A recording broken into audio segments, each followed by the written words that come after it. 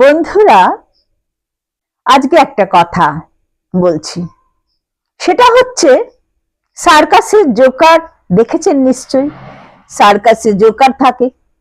এখন একজন জোকার একটা রাজপ্রাসাদে বসবাস করছে, ঠিক আছে?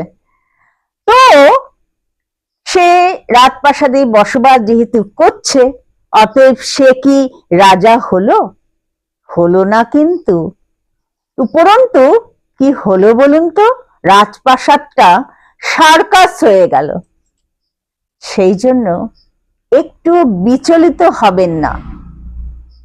মানুষ অনেক বড় রাজপ্রাসাদে থাকলেও তার ভেতরের হৃদয়টা কিরকম সেটা বোঝার চেষ্টা করবেন, ওই জোকারের মতন অবস্থা আবার না হয়।